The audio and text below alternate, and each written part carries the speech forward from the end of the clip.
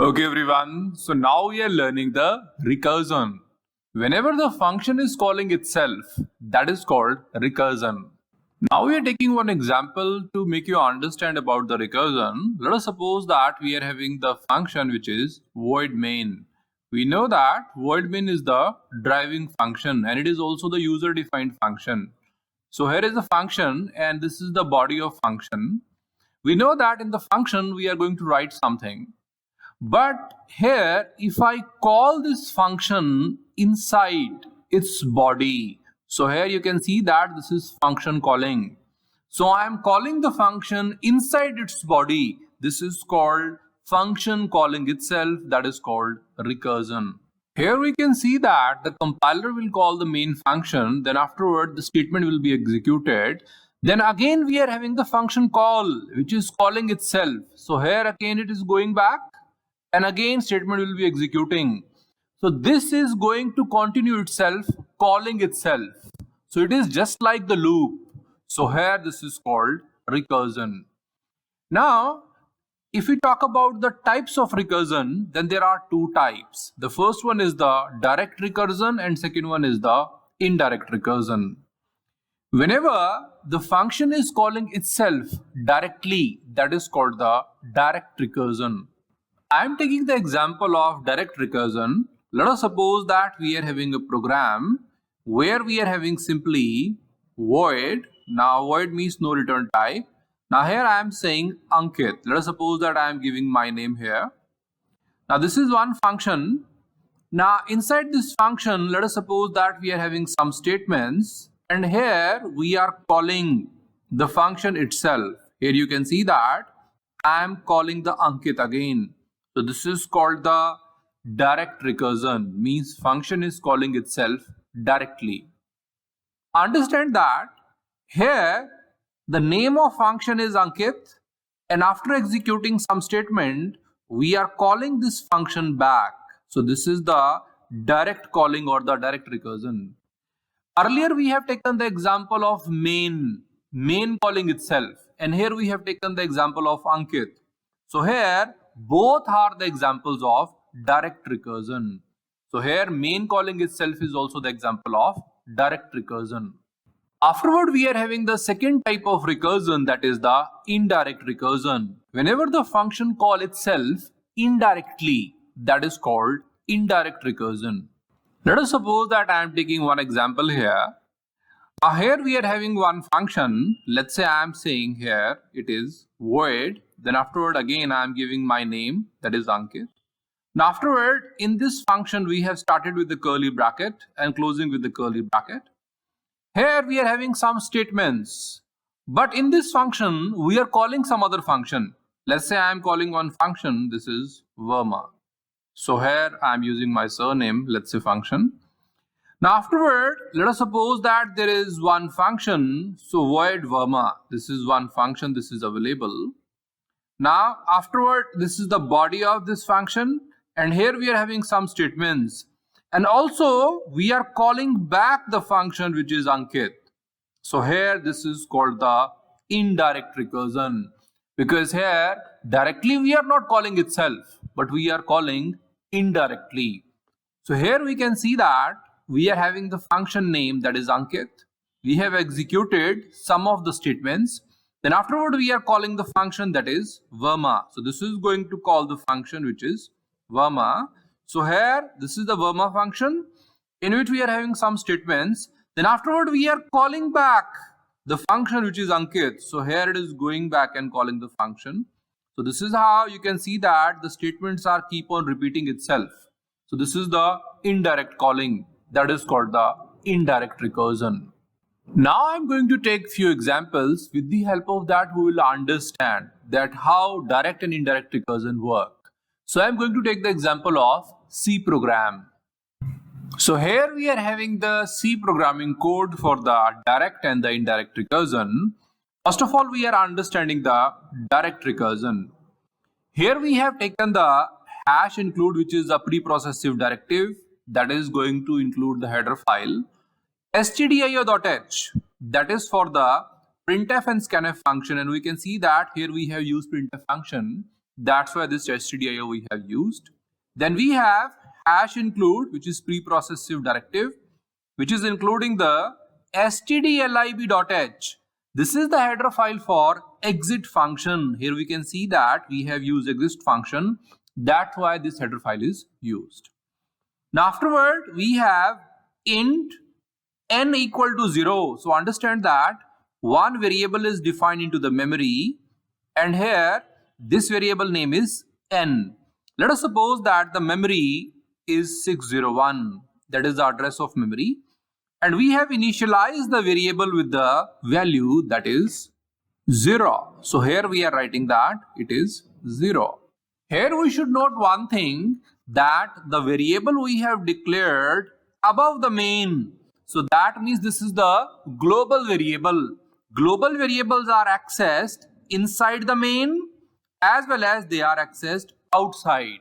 So they are accessible everywhere. That's why I have made it global.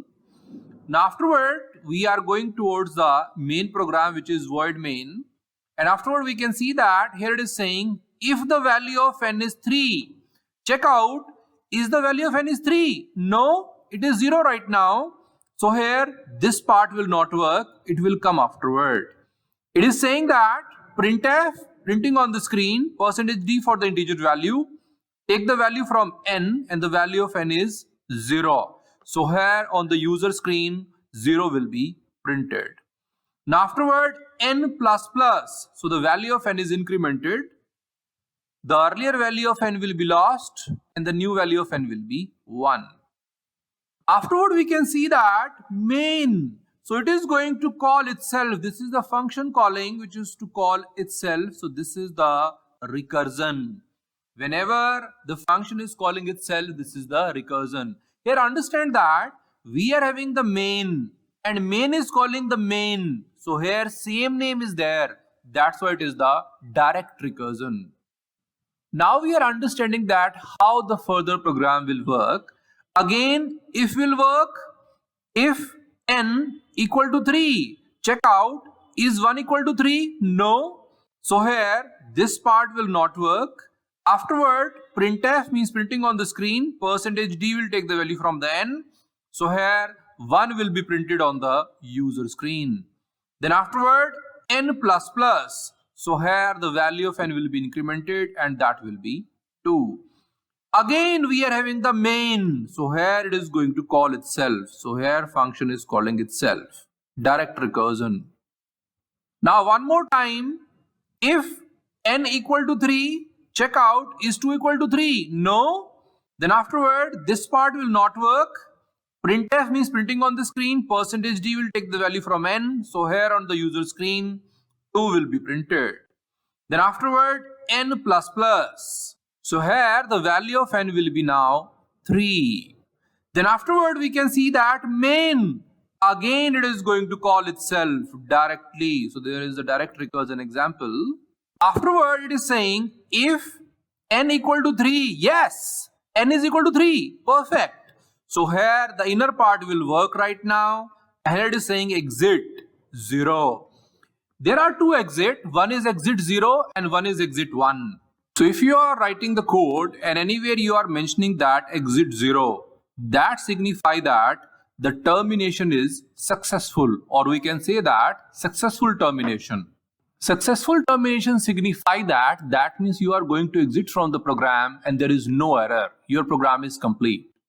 But somewhere if you are mentioning in your program that exit 1, that is called the abnormal termination. This signifies that you are going to exit from the program because of some error or because there is some problem. So here, whenever you are choosing exit 0 or 1, choose wisely, because 0 signifies your program is working fine and you are exiting. But if you are choosing exit 1, that means your program was not proper. There is some problem and because of that you are exiting. But here we are exiting properly without any problem. So here we are saying that if the value of n is 3, yes, the value of n is 3. So afterward, the part will execute, that is exit 0. So here afterward, we are going out from this function. So this is the direct recursion where function is called itself directly. Now we are going towards the indirect recursion. So here if we talk about the indirect recursion, here we have a C code. Again we are going to include the header file stdio.h because here we are using the printf function. Now afterward we are using the hash include stdlib.h because here we are using the exit function. Then afterward we are having int n. So here one variable is declared that is having the name n. Now afterward there can be any memory, let's say 701. Afterward we are having 0. That means this variable is initialized with the value that is 0. Further, we should note that this variable we have declared on the top. So here we can see that this is the portion of main and this is the portion of function. Now this variable is accessed everywhere because this is the global variable. So it can be accessed inside the main, it can be accessed inside the function, and it can be accessed even outside. So here this is the global variable and we have initialized with the 0. As we are using the function here which is void Ankit, that's why we are giving the function declaration or the prototype that is void Ankit and afterward semicolon. Afterward compiler will first of all go to the main. So here inside the main we are having if n equal to 0.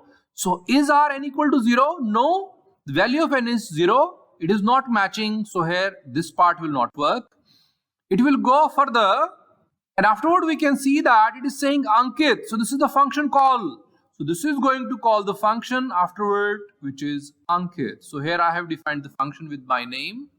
Now afterward it is saying that printf means printing on the user screen %d for the integer value. It will take from the n. So the value of n we know that is 0. So on the user screen there will be the 0 that will be printed. Now afterward n plus plus. So here the value of n will be incremented, that is 1. So the value is updated. Afterward it is saying main and we know that main is on the top. So here it is going to call the main. Now you can see that here the main is calling itself indirectly. That's why it is the indirect recursion. Again inside the main we are having if n equal to 3. So here 1 is not equal to 3, exit will not work. Then further again Ankit, this is going to call the function. Then there Ankit function is called. Again printing on the user screen which is n. So here the value of n is printed which is 1. Then n plus plus. So here the value of n will be now 2. Then again main. So here again it is going to call the main. Now we know that this is the indirect calling. So here main is the called. Now afterward if n equal to 3 is 2 equal to 3, no. So exit will not work. Again Ankit will be called. So here we are going to call the function. Then afterward printf means printing on the screen %d n. So here on the user screen 2 will be printed. Then again n plus plus. So here the value of 2 will be incremented, that is 3. Then main. So here again one more time we are going to call the function which is main. So here main is called. Now afterward we know that if n equal to 3, so 3 and 3 are matching. So here the exit part will work. Exit 0, and we know that exit 0 means successful termination. So here the value of n is 3. So we are going to exit from all this. And here we are having the output that is 0, 1, 2. In the direct recursion, we also have the output that is 0, 1, 2. So we can see that here in the direct recursion, the main is calling itself. That is not the name main is calling itself. Even if you are saying Ankit is calling itself, so that is the direct recursion. Means you should know that the name should be matching. But here the main is calling Ankit and Ankit is calling the main. So here it is the indirect recursion. So here are two types of recursion, which is direct and indirect. We can see that recursion is somewhere looking like the loop. We have learned that loop control structure or the iteration control structure where the things are repeating itself. Here also the things are repeating. But there is a difference. So now we are learning the difference between recursion and iteration. Now we are discussing the difference between recursion and the iteration. We know that whenever the function is calling itself, that is called the recursion. In the iteration, we use the loops, just like we are having the do loop, for loop, while loop. So these are the loops which are the part of control structure, which is iteration, or we can say that repetition or loop control structure. So in the iteration, we use the loops. In the recursion, function call itself. So to stop this calling, we need some conditional statement. So we can say that the conditional statements are required in the body of function to stop the function execution. But here in the iteration, the loop control structure, just like for loop, while loop, do while loop, they itself contain the statement to stop the execution. If we talk about the next difference between recursion and iteration, then the recursion have extra overhead at some places. In the recursion, function is calling itself. When there are multiple functions which are calling, now there is an indirect recursion, then we has to be more conscious. So it creates extra overhead. But extra overhead is not there in the iteration. In the iteration, we are having simple loops, just like do, while, for. With the help of these loops, we work in the simple way. So no overhead in the iteration. Now we are discussing the next difference in recursion and iteration. If you talk about the recursion, here we know that function call itself. And for that we need the function call. So here that function calls need memory, means extra resources are required.